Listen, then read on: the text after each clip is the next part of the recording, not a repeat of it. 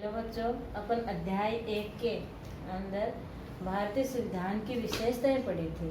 ठीक है, आपकी बुक के अकॉर्डिंग। और अब आज अपन पढ़ते हैं भारतीय संविधान के द्वारा हमें जो अधिकार दिए गए हैं उन अधिकारों के बारे में। और वो अधिकार क्या है? मौलिक अधिकार। तो भारतीय संविधान में उल्लेखित मौलिक अधिकारों के बारे में अपन पढ़ते हैं। मौलिक अधिकार क्या है?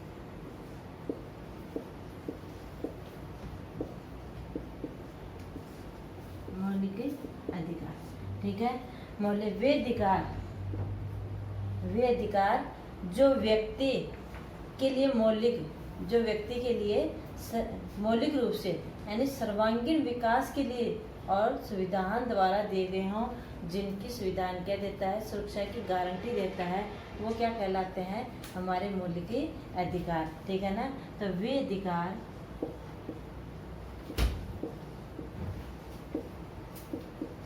अधिकार जो व्यक्ति के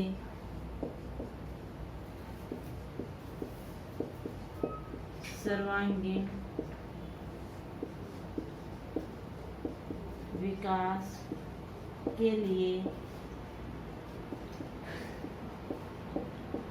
संविधान द्वारा प्रदत्त तथा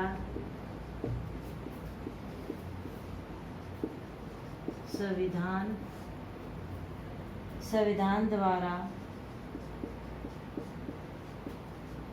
उनकी सुरक्षा की गारंटी दी जाती है।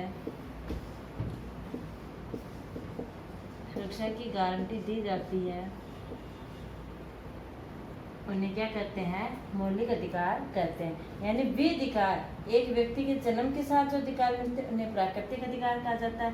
और वे अधिकार किसी एक विधान कानूनी प्रक्रिया के द्वारा सभी व्यक्तियों को समान रूप से दिए जाते हैं उनके सर्वांगीण विकास के लिए, ठीक है ना। तो सर्वांगीण विकास पर वे अधिकार जो व्यक्ति के सर्वांगीण विकास के लिए संविधान के द्वारा प्रदत्त तथा संविधान द्वारा उनकी सुरक्षा की गारंटी दी जाती है, वो क्या कहलाते हैं? मौलिक अधिकार कहलाते हैं, ठीक है ना।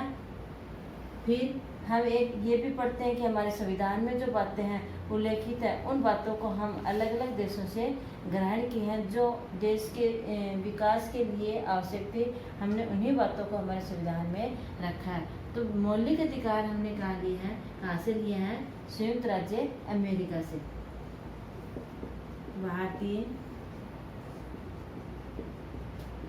संविधान में मौलिक अधिकार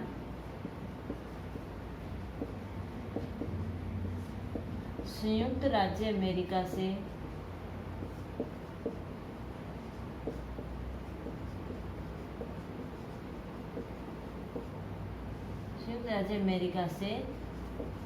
लिए गए हैं, ठीक है। कहाँ से लिए हैं? संयुक्त राज्य अमेरिका से लिए गए हैं। अब देखो इनका वर्णन, क्योंकि हमने संविधान की विशेषता में पढ़ी है कि हमारा जो संविधान है विश्व का सबसे लंबा और लिखित संविधान है। सबसे लंबा और लिखित संविधान में 395 अनुच्छेद, 22 भाग और 12 अनुसूची के अंदर हमारा संविधान उल्लेखित है। तो इसका उल्लेख हमारे संविधान के किस भाग में किया गया है? इनका उल्लेख संविधान के भाग 3 में तथा अनुच्छेद 12 से 35 तक किया गया, ठीक है। यानी किया गया है हमारे जो अधिकार हैं जो लिखे गए हैं जो प्रत्येक व्यक्ति को देने के लिए, वो कहाँ है? भाग 3 में, संविधान का जो भाग 3 है उसमें, और अनुच्छेद 12 से 35 तक इनका उल्लेख किया गया है, ठीक है। अब देखो मूल संविधान में कितने अधिकार थे? मूल संविधान में 7 अधिकार थे। 7 अधिकारों का उल्लेख किया गया है, परंतु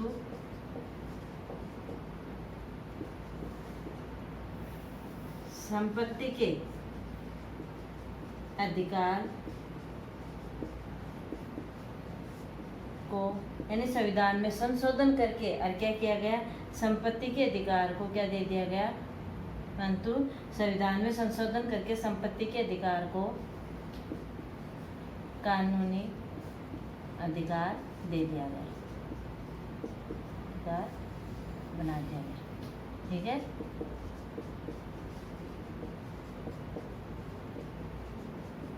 कानूनी अधिकार बना दिया गया। ये केवल क्या है? अभी कानूनी अधिकार है। तो ठीक है ना, यानी संविधान में इस बात को क्या 7 अधिकार नहीं है, अब कितने अधिकार? वर्तमान में अधिकारों की संख्या कितनी है? 6। वर्तमान में अधिकारों की संख्या कितनी है? 6।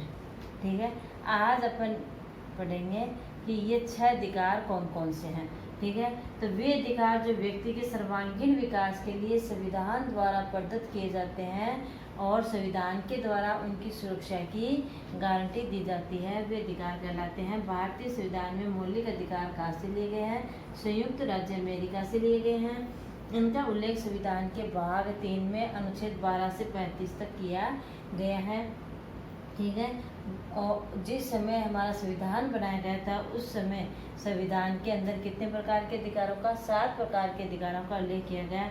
और उसके पश्चात जैसे ही संपत्ति के अधिकार का दुरुपयोग किया जाने लगा तो इसे हटा करके और क्या बना दिया गया? एक कानूनी अधिकार बना दिया गया। ठीक है, अब अपन पढ़ते हैं कि हमारे अधिकार वर्तमान में 6 अधिकार जो हैं वो कौन कौन से हैं।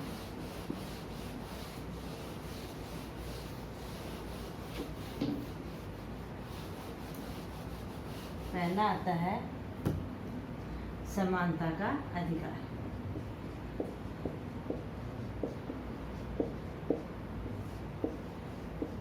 समानता का अधिकार, समानता के अधिकार के अंदर देखो, प्रत्येक वर्ग, धर्म, समुदाय, जाति, लिंग, जन्म स्थान आदि के आधार पर किसी व्यक्ति के साथ किसी प्रकार का कोई भेदभाव नहीं किया जाएगा। अर्थात प्रत्येक व्यक्ति को चाहे वह किसी भी धर्म, जाति, लिंग, समुदाय से हो, क्या माना जाएगा?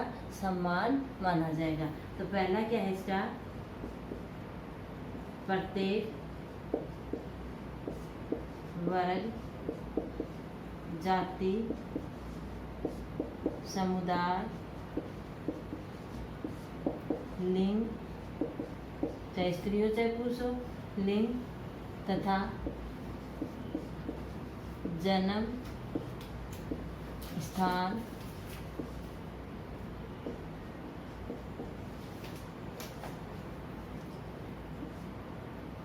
आदि के आधार पर किसी प्रकार का कोई भेदभाव नहीं किया जाएगा।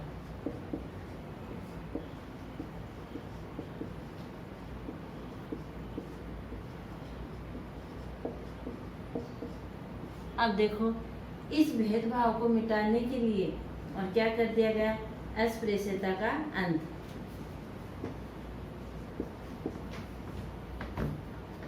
यानी छुआछूत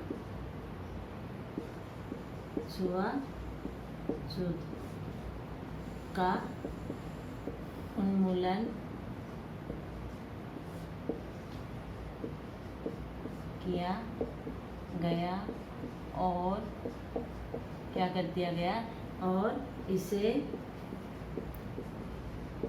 दंडनीय अपराध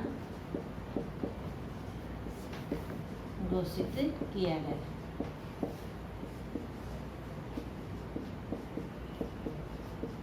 यानी हर वर्ग, जाति, समुदाय, लिंग, जन्म स्थान के आधार पर किसी प्रकार का कोई भेदभाव नहीं किया जाएगा, अर्थात इन सभी को क्या समझा जाएगा? सम्मान समझा जाएगा। सम्मान समझने के लिए और अस्पृश्यता यानी छुआछूत का क्या कर दिया गया? बिल्कुल खत्म किया गया। और अगर कोई व्यक्ति किसी व्यक्ति के साथ इस प्रकार से व्यवहार करता है तो उसे क्या है? उसको क्या माना गया? एक दंडनीय अपराध माना गया है। वो क्या है? एक अपराध की श्रेणी में आएगा और किसके साथ? एक दंड विधान के साथ उसको माना जाएगा। ठीक है। और तीसरा है अवसरों की समानता। क्या दी गई है? समानता के अधिकार पर अवसरों की समानता,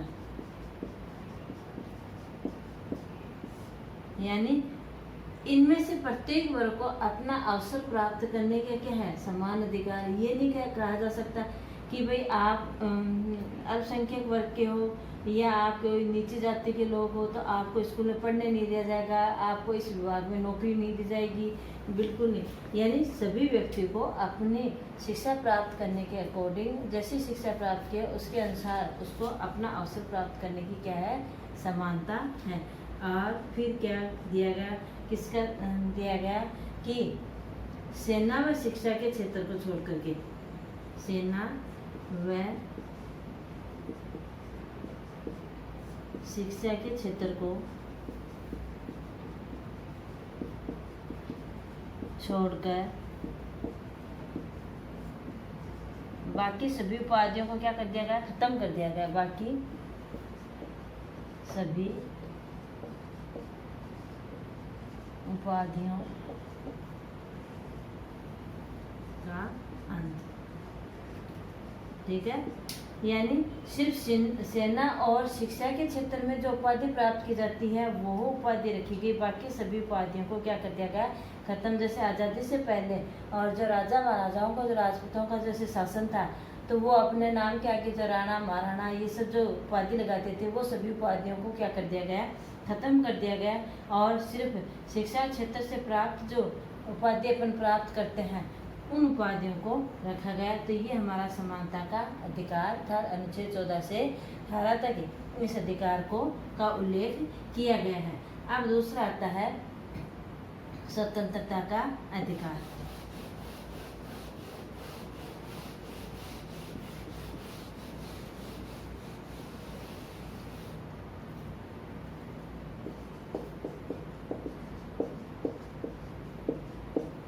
स्वतंत्रता का अधिकार। स्वतंत्रता के अधिकार में हमारे संविधान में हमें 6 प्रकार की स्वतंत्रताएं प्रदान की गई हैं। ठीक है ना। इस अधिकार के तहत हमें कितनी प्रकार की स्वतंत्रताएं दी गई हैं? 6 प्रकार की स्वतंत्रताएं दी गई हैं। कितने प्रकार की?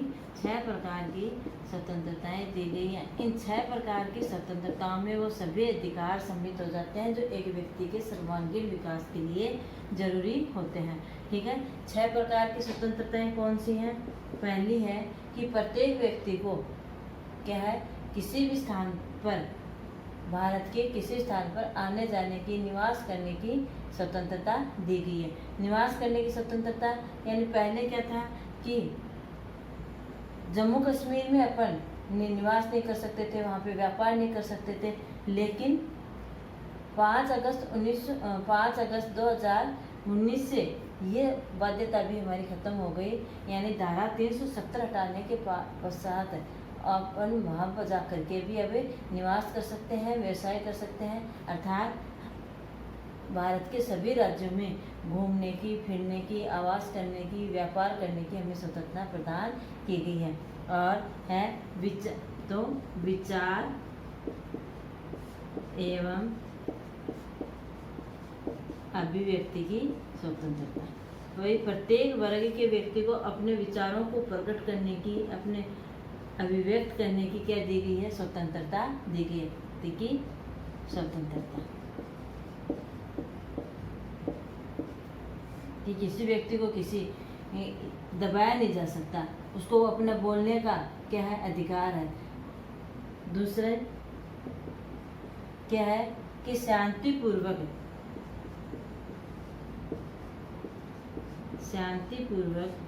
बिना हथियार के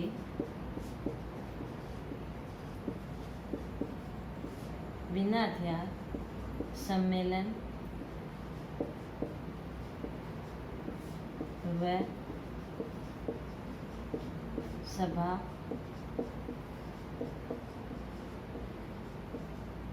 आयोजित करने की स्वतंत्रता। ठीक है, बिना हथियार के हमें शांतिपूर्वक सम्मेलन और सभा करने की स्वतंत्रता। अगर मान लीजिए कोई व्यक्ति वहाँ पे कोई हथियार लाता है तो उसके लिए क्या लेनी पड़ती है, प्रत्येक व्यक्ति को परमिशन लेनी पड़ती है कि वो अपने साथ हथियार रख सकता है भारत के अंदर, अन्यथा वो हथियार नहीं रख सकता। उसे सरकार से अनुमति लेनी पड़ती है, कई प्रक्रिया इसके लिए होती हैं। ठीक है, अब है संघ और संगठन बनाने की स्वतंत्रता। संघ या संगठन, संघ या संगठन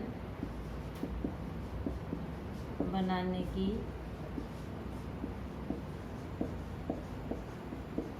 स्वतंत्रता। ठीक है, संघ या संगठन बनाने की स्वतंत्रता। चौथा है कि देश के किसी भी क्षेत्र में, देश के किसी भी क्षेत्र में आबाद भ्रमण करने की स्वतंत्रता।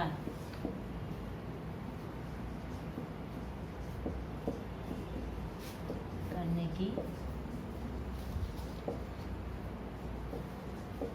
स्वतंत्रता। ठीक है, देश में कहीं भी आबाद रूप से भ्रमण करने की क्या है, स्वतंत्रता है। पांचवा है कि भारत के में कहीं भी, भारत के किसी भी क्षेत्र में निवास करने की स्वतंत्रता। और छठी है कि भारत के किसी भी क्षेत्र में, देश में कहीं भी व्यवसाय करने की स्वतंत्रता। ठीक है, क्योंकि हमारे संविधान में एक विशेषता है एकल नागरिकता, यानी हमारे देश में राज्यों की नागरिकता न दे करके, दोहरी नागरिकता न होकर के क्या है, एकल नागरिकता है कि पूरे देश की प्रत्येक व्यक्ति को एक नागरिक की महत्ता दी गई है, न कि उसे कोई राज्यों की। ठीक है ना, तो इस प्रकार से क्या है कि वो कहीं पर भी व्यवसाय कर सकता है, कहीं पर निवास कर सकता है, आबाद रूप से भ्रमण करने की स्वतंत्रता। पहले जम्मू कश्मीर में अपन भ्रमण तो कर सकते थे, लेकिन वहाँ पे निवास और व्यवसाय करने की स्वतंत्रता नहीं थी। तो 5 अगस्त 2019 से धारा 370 हटाने के पश्चात, धारा 370 हटाने के पश्चात जम्मू कश्मीर में भी व्यवसाय और निवास करने की हमें स्वतंत्रता प्राप्त हो गई है। वहाँ का कोई संविधान नहीं है, वहाँ का कोई झंडा नहीं है, हमारे संविधान के अकॉर्डिंग उस राज्य में शासन चलता है तो चलेगा। तो इस प्रकार से क्या है कि हमें अधिकार अपन ने पढ़े हैं, आगे वाले अधिकार कल वाले वीडियो के अंदर पढ़ेंगे, बाकी 4। अगर आपको कहीं समझ में नहीं आए तो आप कमेंट बॉक्स में लिख करके पूछने का काम जरूर करें। ओके।